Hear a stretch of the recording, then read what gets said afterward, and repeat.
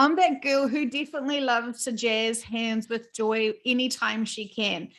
So welcome, my friend. How are you doing today? I am doing very well. Thank you very much. It's a nice day here in Victoria, Australia. So it's not so hot for a change. So enjoying the little bit of a cool change. Fantastic.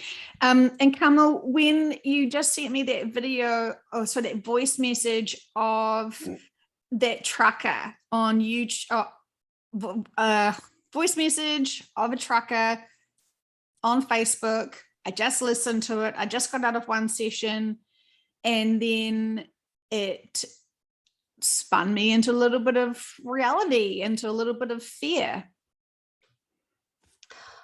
Oh, I was the same when I listened to it, because the trucker had rang into a local radio station in Western Australia where he is.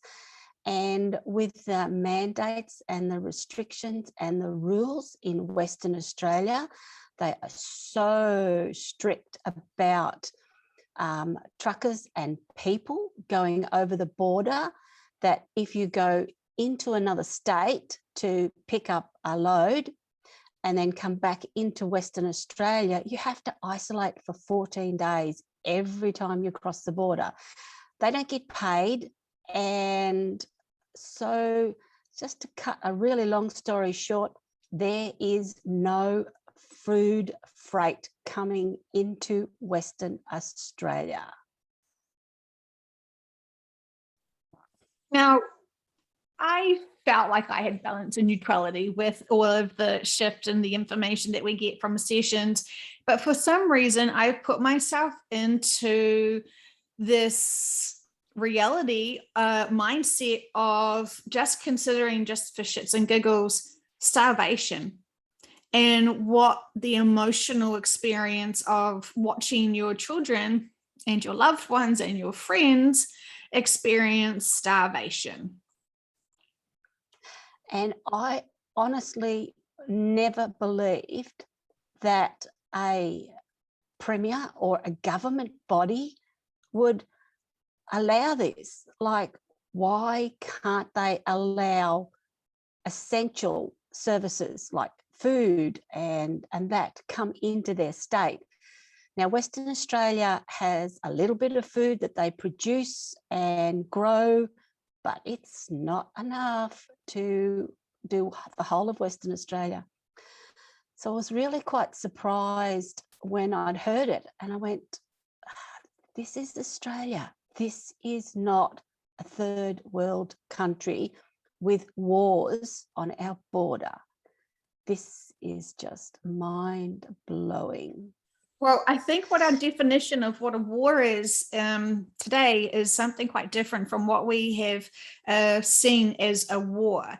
At least they're honest about it. At least they are, declaring war, and we see it in that capacity. Currently, what is happening around the world could be a different type of war.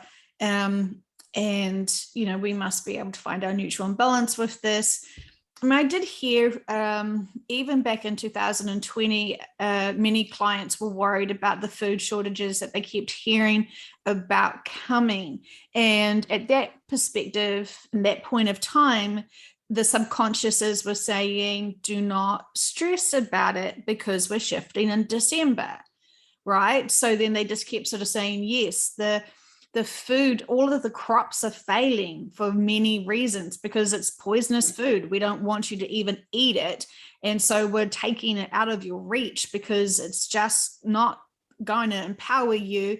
If you could be connected into your vibration and your bodies, you will realize that you actually don't necessarily need to eat the food that you are so routinely, celebrating and stuffing our faces with. So of course, we know all of that. We know we didn't shift, but we also know that these things are still coming to head and to be prevalent, and for everyone to realize the state of the actual true conditions of the world. So is it that they're holding back the food, or is it truly because the food isn't there to them to honestly hold back? It's the excuse of COVID, isn't it? everyone can get to excuse random stuff for COVID. I agree. And I don't think what I feel into is that it's not a fact of a lack of food. I think the food is there. If you think of the rest of Australia, Queensland grows so much food. Victoria, where we're at the moment, and into New South Wales, we're picking fruit, you know, peaches, pears, apricots, nectarines, plums, apples, and the variety of pears that are coming in very soon. And then you've got the factories in Australia that are producing canned and, you know, bottled fruit. In Australia, if nothing else was brought in, with the wheat crops and the ability to produce the food, Australia has got more than enough food. I am leaning towards the fact that it's just a little bit more control mechanism to make people submit. Yep. Like if you're hungry and you haven't got food to buy, and then all of a sudden you're trickled with a little bit, you're going to submit. You're going to submit to mandates. You're going to submit to a lot of stuff because you want to feed your family. And you also sent me a little video about the fertilizers and how to even be a farmer to grow certain things anymore. The prices of some of these elements to actually grow your crops have gone ridiculously out of control. Oh, absolutely, totally. And a lot of that sort of stuff actually comes in from overseas. It's not from here. And there's just a little bit of controversy in why it's not coming into Australia. But when you are able to view some of the docks around Australia and you see the amount of containers that are waiting to be shipped out to the rest of Australia, it is absolutely mind-blowing. There are thousands, hundreds of thousands of containers waiting to be shipped around to the rest of Australia that are actually in Australia. And then if you find out and check all the ships waiting in the seas, you know, 10, 20, 30, 40 kilometres off the coast of Australia, waiting to come in to be unloaded, there's hundreds and hundreds of them all around Australia. So the product is there. A majority of it is there. The food is here. It is just not being shipped out. So this trucker was saying that he's now losing his job and everyone else is starting to lose their jobs because they can't do the work that they were supposed to do, which was go through a border and deliver. Is that what I got to hear? Yes. And they even tried, because of the rules and regulations on the borders of Western Australia and the other states. Some companies even tried to get another truck to come to the border with a truck load of stuff and then unload it and put it onto a truck in Western Australia so nobody's crossing the border. But the containers and the produce that they have requires a huge forklift or a huge machine that lifts containers off one truck to put on the other. And this has been not allowed to be set up on the borders so that can be done. So you've come back to another organisation that's saying, oh no, you can't set up on our borders to do that. Interesting times. So are we still afraid of a virus more than starvation? Well, it's funny you say that about a virus, because I just seen something this morning that caught my eye, that we have rat tests that everybody's supposed to do to see if they've got COVID or not. And then if they have, they've got to go and get, tested or isolate. And somebody got a tomato and a lemon and the juice out of both of them and tested the rat test. And it tested positive to COVID. Oh, that poor tomato. Well, this is what they asked. Should they go and get their tomato and lemon jabbed? Well, are we assuming they haven't already been modified in some regards? Oh, tricky. So it makes you question, is there Mhm. really a virus? So many questions to be had about that. So, I, th- I think I've seen a video where someone had the same gunk in a little dropper and they tested two and one was positive, one was negative. So has happened numerous times. Seen many people say they go to the hospital and tested positive, and then all these rules and regulations come up and all this, they can't get treatment, horrible stuff. And then they go home and test and they're negative. And it's like, yeah, okay. Just so much controversy about it. And you were telling me the other day too that someone, was it you, that they had gone to the hospital because of a reaction that they had from the immunization, and then they went to the hospital, and then when they went back, none of their notes of that event had been logged into their own patient files. And lots of people are questioning, why is this not in my records? Why is my doctor not able to get my information about going to the hospital? Was that? Yes, yes, it was me. Several things that I had seen. One was a nurse disclosing it. She is now not working because she refuses to get jabbed. And another couple of other people on different other sites. Not that I follow a lot of stuff.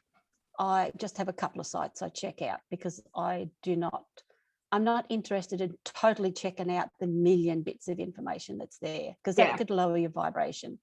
But yes, a nurse was saying that if you aren't hospitalized and you are gone into the hospital, and even if you have tests, if they deem your file as not being necessary to keep, your file is binned if you have a reaction to the vaccination. And several people have gone back in with other issues, and one lady even went back in to see what her test results, and they had no record.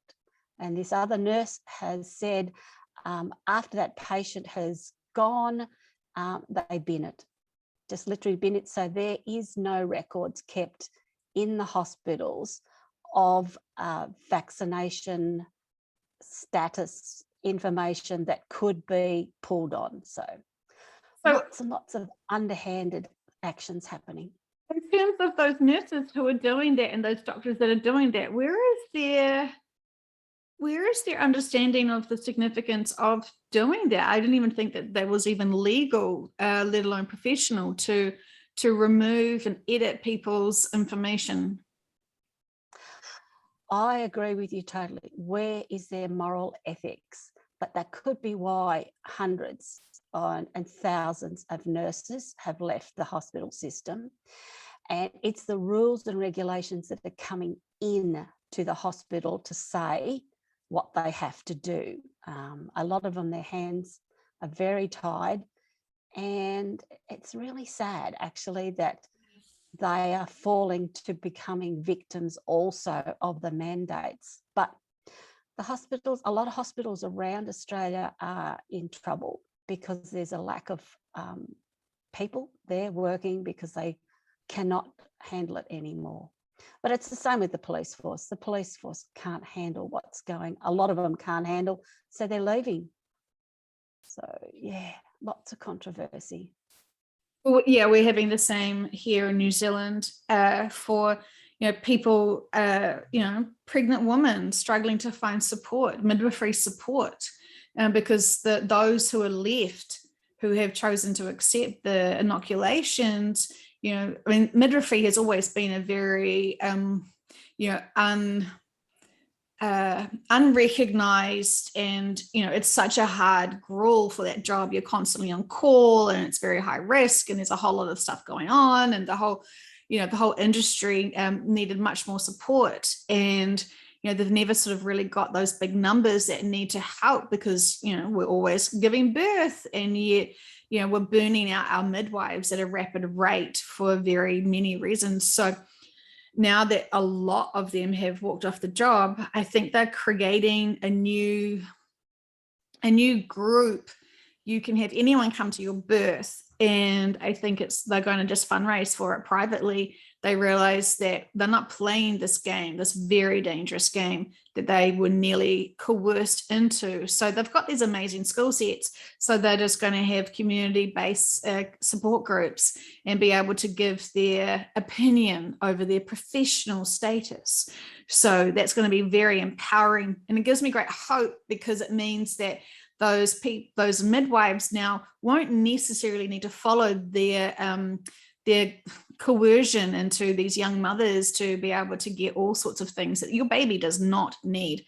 So that's very exciting, that we're going to have more pure children that are not going to be tampered with and not going to be traumatized, the mother and the baby, when they go through these birthing units, because there's a lot of disempowerment in that, for sure. Absolutely. Absolutely. But that's what it's all about. It's about disempowering people. I'm looking forward to the time when it stops. I accept what is happening around, and I understand the purpose of it. I don't like it, that's for sure. I don't like it. But I see the purpose. It just would be nice if more people would go, you know what, this is just not correct. Like, I need to sort of wake up to the reality of what is really going on. And I see the purpose that it is to happen so people will understand. But instead of millions waking up, it's only hundreds. So there seems to be a bit of I don't know, we seem to have a bit of a long road to travel down to yet, to get to that place where a lot more people have woken up to it. But even where in my community, in my family, I have a reasonably large family, and they've all got kids and grandkids. And I can honestly say, out of about a family of 100, with brothers and sisters and in-laws, that there's probably 4 or 5 of us out of 100 that are really on what you would call the wake up to the reality of really what's going on. So obviously there may be others and they're not voicing their opinions, and that's okay.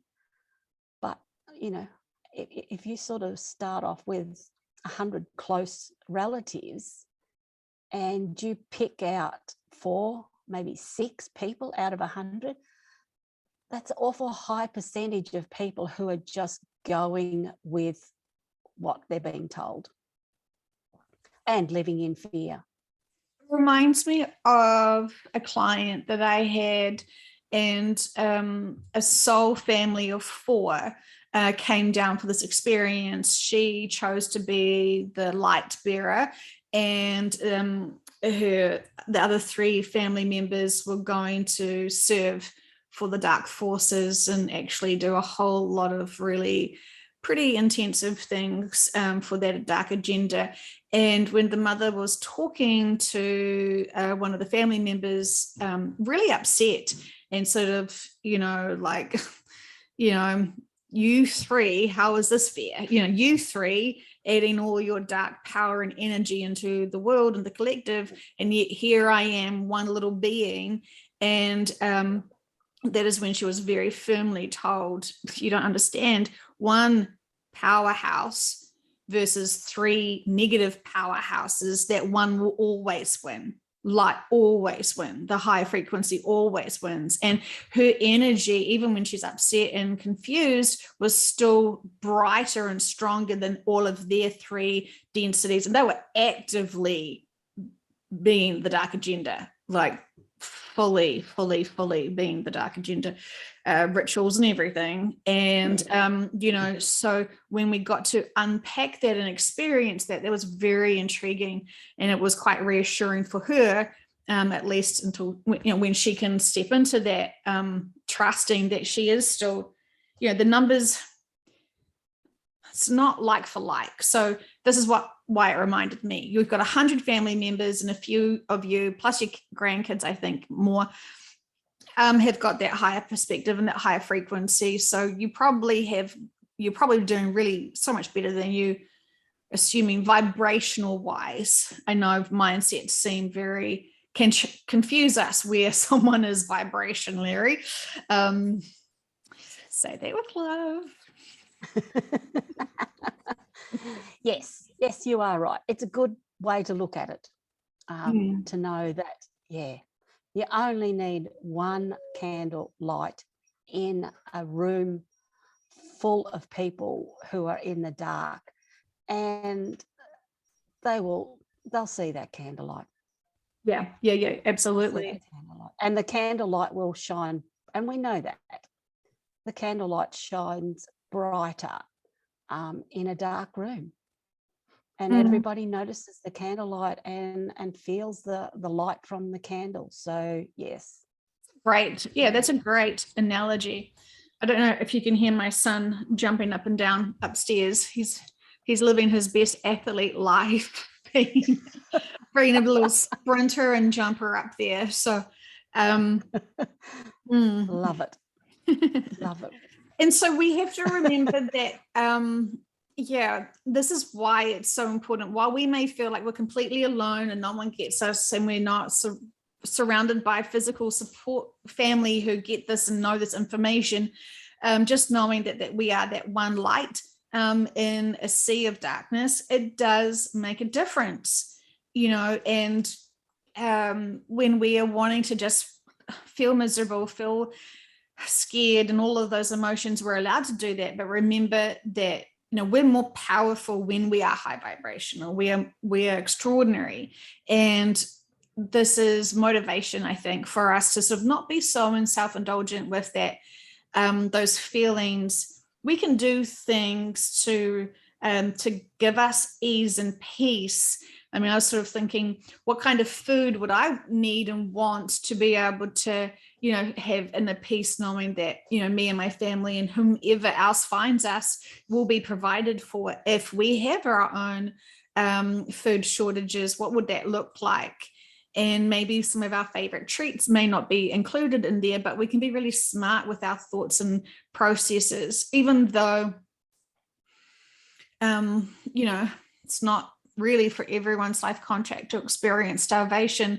But the thought of overcoming lack, when people want more and more and more, having to accept lack actually is a very powerful experience to overcome and grow from. So I'm wondering, what was, maybe if that's the significance of us all hearing lack, is that going to trip us? And how are we going to find our way back to neutral with that? And I think you might be very right, because in Western Australia, they're going to feel that lack. There's a lot over there who are empowering light workers, and to be able to overcome that massive fear of lack and struggle and not having enough, is it going to help people step up, awaken to really what's going on? Yes, I agree it will. And when you've got the truck drivers, and look, everybody knows in every country that has trucks on the road, there's just thousands of them. But if you've got majority of them not working, then you've got a great big realization of what is really going on in your community. And who are you going to catch up with? You're going to catch up with other workers that you probably hardly talk to. You're going to catch up and make little groups, support groups, and support one another. So I think this might be the lesson for a lot of people over there. And as you said, you only need one group to be protesting or raising the vibration and frequency, and it does flow on. It does flow on to the rest of it. So be Yes. interesting to see. And I love being able to remind myself and others to be able to use our free will to send empowerment and love and drop the fear and, you know, think outside of the square in the box. I think we all love to be able to find solutions and navigate around what we perceive as a roadblock, right? So, you know, there's going to be much more creative solutions, because I think we've kind of got so focused on certain things, you know, just like the truth of community or whatever, but we actually have to have practical solutions rather than just, you know, playing with our emotions all day long in the privacy of our own home. So, you know, there's that. It's exciting. I can see people starting to formulate in the groups that I am physically involved in now. How do they get around the education system? How do they create new schools of like-minded people? And how does that look? And what do they really need? And suddenly when you realize, oh my God, we can create this now for ourselves, then the wish list comes through. Well, then I want this for my children. I want this for my children. I want that for my children. And it's almost like a luxury that we were not allowed to be privy to, be able to provide, you know, aspects of what our children should be having. So yeah, it gives you choices that we have never considered that we could have choices before. Yes, absolutely. Absolutely. There are so many choices that people are going to have to make. And for them to move forward to take care of their families, they're going to have to make different choices. So whether that's the food they eat, where they work, or how they actually see what is going on around them, they are being forced to make different choices. Yeah. And so I was talking to someone the other day about, you know, what would be the best solution, and she was sort of saying, yeah, it would be, you know, a teacher who now can sort of like assist with homeschooling little pods of family members, but she's like, oh, but it would never work because it, you know, it'd be too expensive. And it's like, well, what if we stop paying each other, and what if we just start trading with each other? You know, this is a skill set that I kind of feel like I could cope with and manage. Wouldn't be teaching children, I have to say. But yeah, I would be able to do something else that is, you know, part of a community that is needed and required. It gives me joy because I feel like I could do it. And then, you know, if we all got to remember what we are capable of doing, and we can't just assume we have to be trained and experienced in one education form to be of value and service, when a lot of these things are going to be practical. And so we train on the job when it's a practical position. So it's going to empower everyone to know that I may not be perfect the first few times that I change your tires, but, you know, whatever. But you'll get there, you're learning on the job, and it's going to revalue ourselves. We're going to have to, you know, if we continued on in this fun 3D experience for however long it needs to for those, what is it going to look like? It's going to look practical. So then people will be saying, oh, but what about my mortgage? I've overbought a property that I don't really truly need all of the square footage for, but it looks great in my community, and my family members all think that it's fantastic that I've got this great big house with this gigantic mortgage. So then why not review that? If you're worried that you can't live in a morally compass correct life because you're living to pay your mortgage, where is the problem here? Are you a slave to your mortgage versus your own moral compass? What are you selling your soul for? I think that's what's happened over the last 10 years or so. People have literally sold their souls to have the best house, to have all of their furniture that is, you know, exactly perfect, and have this high visual status in the community that they've got all this stuff, regardless of the fact that they are now a slave to their job to pay for what they have wanted. And maybe that is part of the lessons now that people need to learn, is that, just for an example, this has just popped into my head, a scenario of a teacher who is now not working. But she's happy to be a after school, to help tutor kids. And the people who can't afford to pay her so that she's earning a reasonable wage, but a plumber whose children she's taking, helping and supporting, can come in and do her plumbing.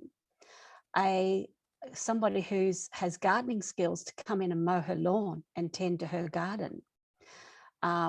Somebody else can come in and clean her house for her just while she's working with these kids.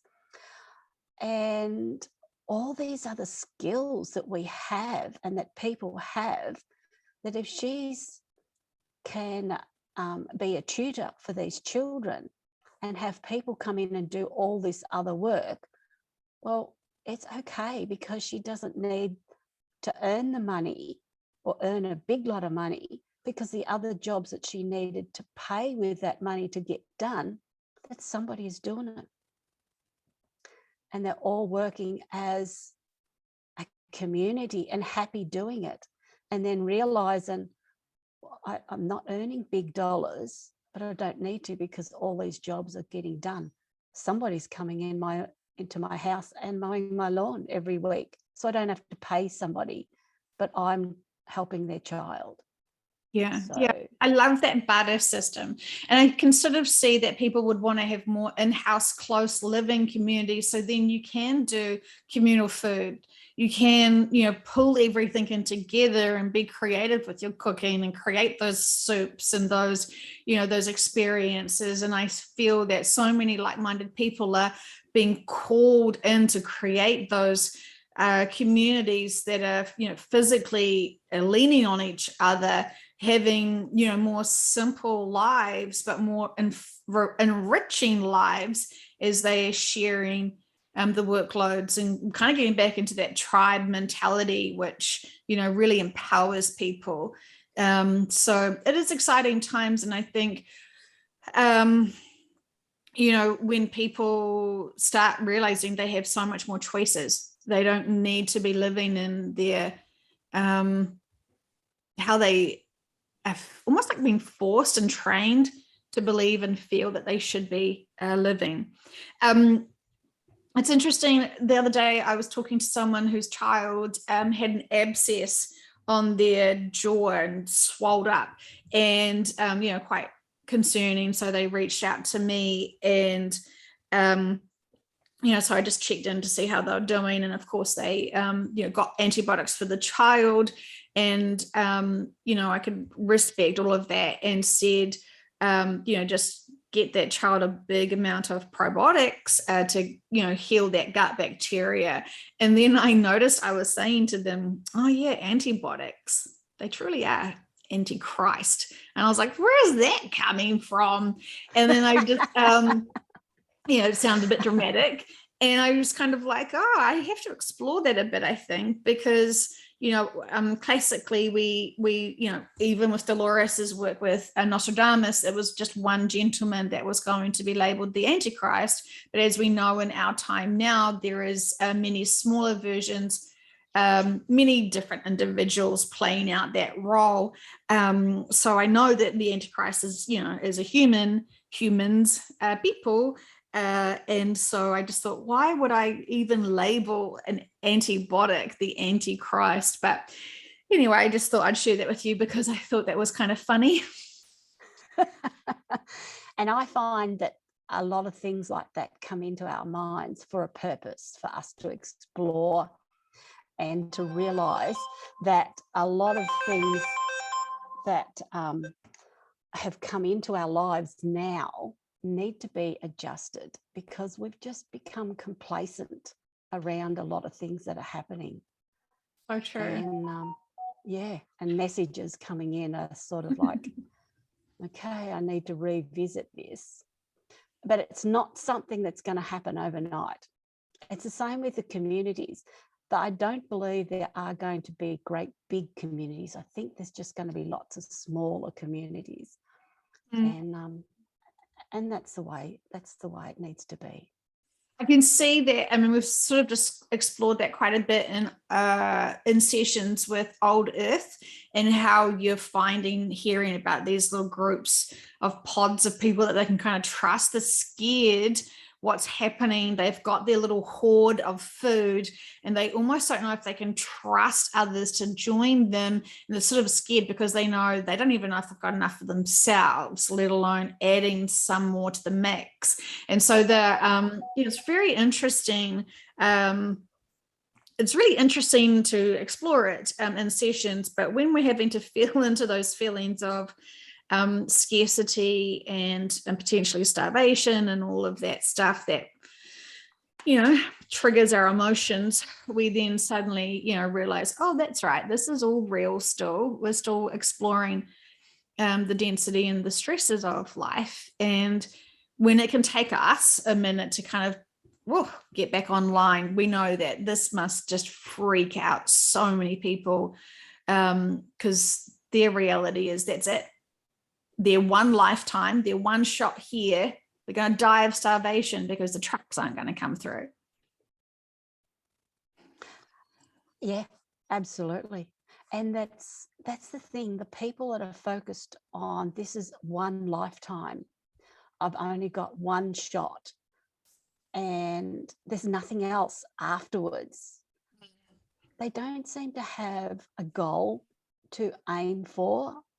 They just seem to have a very self-centered, it's all about me, and it's all about now, and it's all about what I can get out of my life now that's going to benefit me.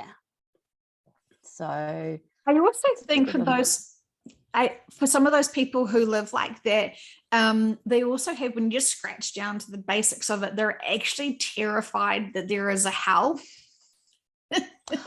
Oh, yes. And they have this kind of, well, fuck it, I'm going to hell anyway, might as well just burn the fuck out of this life.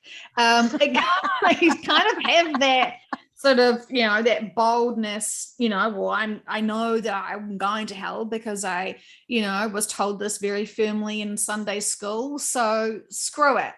If I'm going to go to hell, I'm going to take everyone with me. Pretty much. But you are right. How many times have they been told over and over and over again in their life that, if you do this, you'll go to hell? How many times has that been said? Even as a child, oh, look out, you'll be in trouble if you do this, just like so many children don't resonate with religion because they know that source and God's love. And so, don't threaten me with a loving being. Yeah, threaten me with my father, kind of thing. But, it doesn't resonate when you try to use God as a weapon, because those children know what God is. Children recognize their energy, and that energy does not threaten, that energy does not scare them. In fact, that energy is the only sort of thing that can uplift and empower them, as they know with all of the adults that are around them, something's not quite right here. Yeah, absolutely. And a lot of churches are doing that. They just pure, plainly pushing fear. You've got to do it this way, and you've got to do it that way, or if you don't, you're going to go to hell. You're going to burn in hell. Yeah. I have to say, though, I was really impressed because I did see one video where in this open community church base, I'm not too sure what they call themselves or what they believe in, but because there's, a membership of 500 and people are really afraid of what's going on, they were leaning into those people in their congregation that actually do have, say, like a medicine degree or as a nurse, and people keep questioning, what are you seeing? Should we be afraid? What should we do? And because they're in this community. They want to be open and honest with each other, and they can't bullshit each other if they've got the same kind of like club of religion or whatever they faith or belief.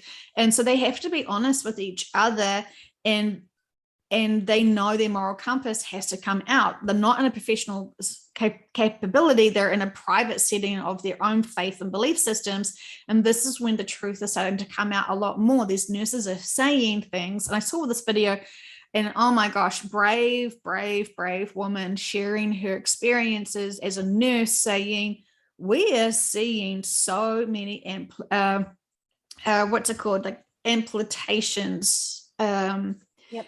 being amputated because of some interesting side effects to some things that are happening that is being forced upon people. And you would never consider that as being a correlation potentially, but it is these dramatic rises in certain things. It's intensively interesting. And you know, she had everyone's respect. No one was saying, oh, you're bullshit. Like, she sees this is what she is sharing. And when you are dismissing what people are visually seeing and hearing in their own experiences and their own work capacities, you know, you're obviously not interested in growing or learning or knowing the truth if you're dismissing someone's personal physical experiences. So anyway, this nurse was sharing her truth, and you could feel the energy and the heartbreak and the concern and all this stuff. But this group, this community, regardless of whatever religion they want to own themselves to, were profoundly growing and awakening together. And, you know, I know that we sometimes bag religion and sort of say, oh, it's, you know, it's very man-made construct for control. But there are other religions, there are other groups that actually are empowering people. So, you know, we're not anti-religion, we are anti-disinformation, we are anti-discrimination, and we are definitely anti-disempowerment, because this is a profound time to empower the crap out of everyone, including ourselves. And so whatever groups we can find to be able to share our personal experiences, you know, this is definitely what will empower many. Absolutely. I absolutely agree with you 100%. And I think that's what's happening in a lot of the bigger religious circles. People are going away from the bigger religious groups and starting their own religious groups, you know, as a friend and as a community based and as a support base with all sorts of professionals in them. Yeah. Absolutely, I think that was really, that really merged out of the first lockdowns around the world, isn't it? Because everyone started having to form communities on Zooms and, you know, kind of like actually communicating with each other. And they were not used to sharing thoughts and feelings about this. They used to go to a place of worship, listen, have a cup of tea at the end, and then go. And so now they're actually allowed to have their own voices and talk about maybe a narrative that's not got the heavily restricted, this is the one statement that we can only be focused on. So in terms of communities, and I think this is the reason why so many people did get throat infections and a whole lot of stuff going on before even that time, was to be able to open up their throats and to heal and remove those blocks, stop that congestion, overcome that tightness, and have more flexibility with expression. Yeah, absolutely. And being able to talk, you know, instead of having to be the one that's just sitting there listening, to being able to sit there and talk and be able to express themselves. It's so important to be able to just communicate and be a group of people who are communicating, not just listening. That's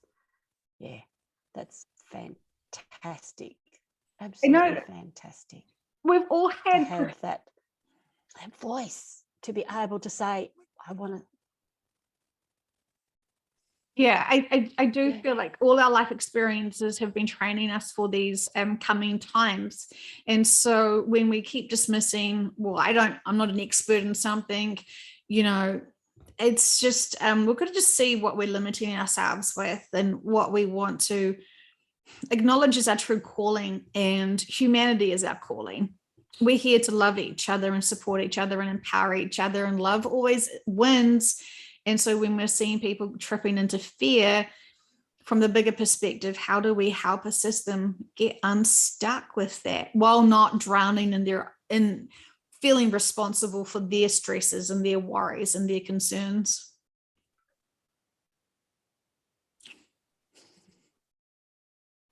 Yep. Yeah, absolutely. And I noticed when you go into the supermarket, even now, there's little people talking, like a couple of people talking.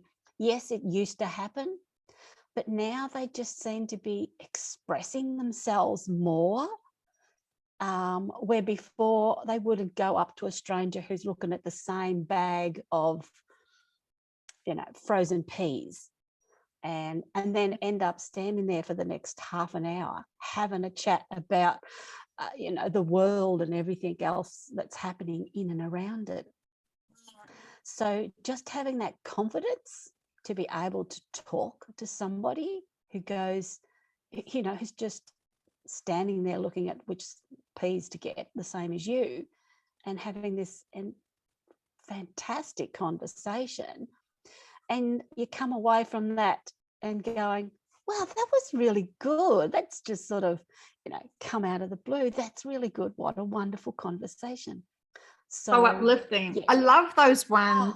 And because you sort of catch yourself like, oh, we're having a conversation. Oh, this is going to be interesting. I wonder what it gets explored from here, and what are the lessons we're going to share with each other, and these different perspectives. And it can be so beautiful just to have these conversations, to give each other hope and encouragement and inspiration. And it gives you that boost of joy. It's not from an ego position, but you just know that you can feel someone's tense, like stress and anxiety, and when you're a stranger, just acknowledging them and loving them and supporting them in a really nice way without being super weird, creepy.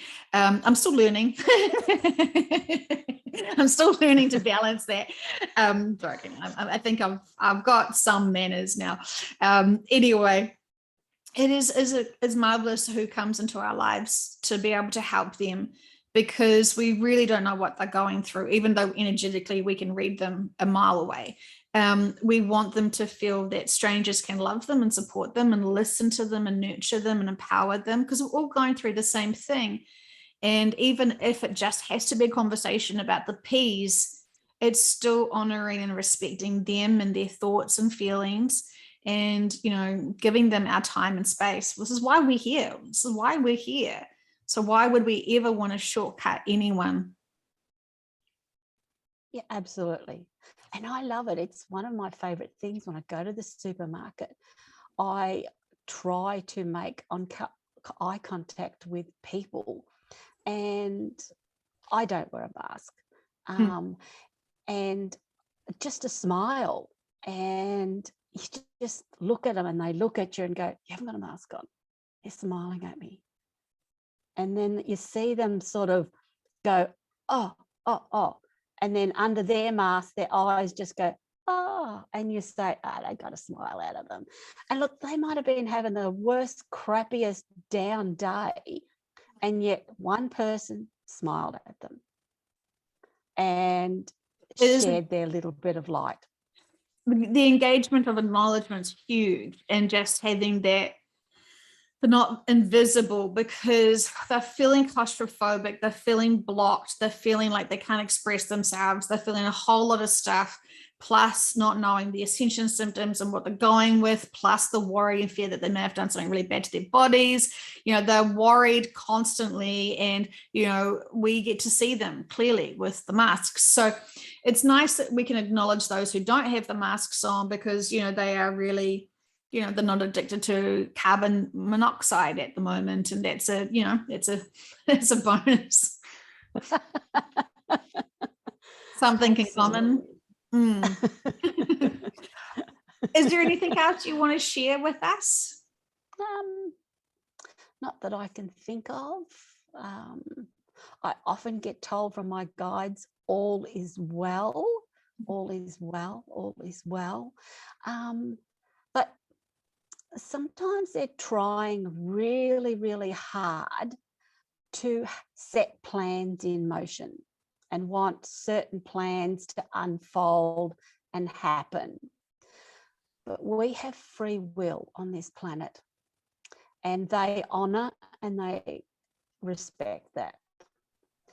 And even though they've set people to have epiphanies and receive all this information that they are sending through various other peoples and avenues, and then they make choices not to follow with what the higher beings want them to follow through, doesn't mean it's a failure. It just means it's another lesson that they learned.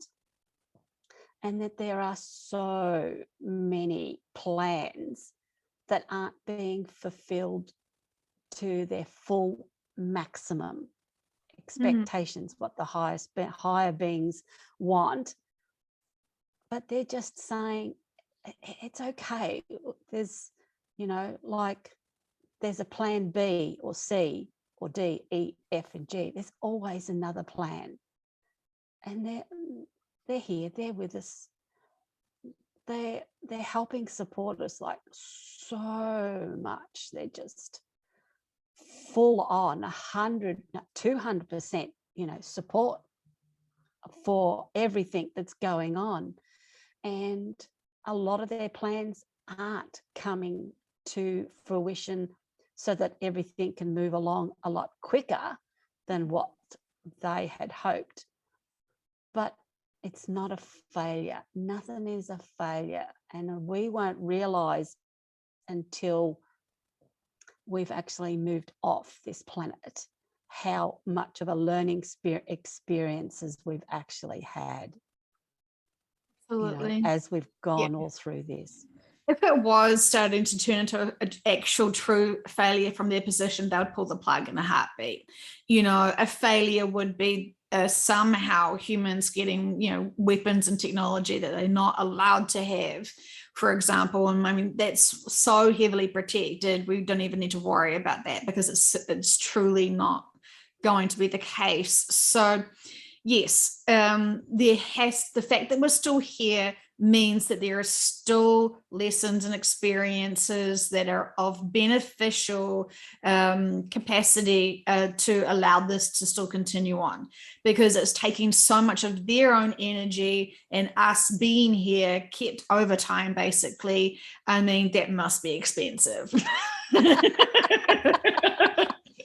Absolutely, top dollar being paid for the overtime. Triple time.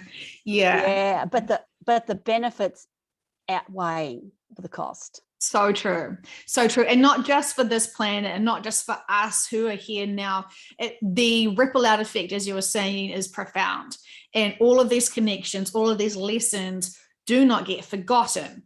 While we sort of feel like we have to hear things 100 times to then think about maybe applying it one day, and then we sort of accidentally slip into, a bit of higher perspective. And, oh, yuck, I'm growing, get it off. There's responsibility when I'm growing. Whatever we block ourselves from expanding, all is well. But from this density of the 3D, it's very slow. But when we have these lessons, when we are in the fifth dimension, there's going to be no problems with having to remind ourselves how to approach things. It's all done within us, and we will want to expand and grow as fast as possible in the fifth.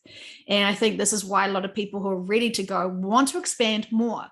Okay, I'm done here. I've played with all the emotions, done this, and find my balance, find my neutral. Now I want to expand and see myself and my energy fields and all of the techniques I just have calling within me.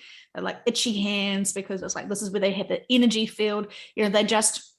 They're wanting to learn more. They're wanting to explore more. They're wanting to get into more of a stepping stone. And as we know, we're so excited about the fifth dimension, but, the fifth is just one small dimension that some of us have already mastered. And so it's kind of like, it's all a journey. It never stops. We're constantly expanding. So, don't let that demotivate you. I feel like a lot of people have sort of said to me, I don't want to do my inner work because it's always going to be more to come. It's like, yeah, that's the fun of it. That's the, growing and expanding. It's almost like you learn to read, but then you don't actually want to read anything because, well. Absolutely. And planet Earth has been decided and blessed with these learning lessons that when we were born, the veil was put over us, so we would forget who we are and what we know and our gifts and talents. And then when we shift off this earth and have our journey towards the new earth or wherever we're going, that veil, it's going to be lifted back up, and we're going to go, oh, now I understand, and it won't be such a traumatic thing. So we've just got to be patient and trust that it's what we need to do. We're going to remember that we signed up for this, and all of the experiences that we've had, we wanted. That's going to be the most hardest thing for, I think, few people to process when they're going through their life review. Oh, that's right. Yeah, that was important to me back then.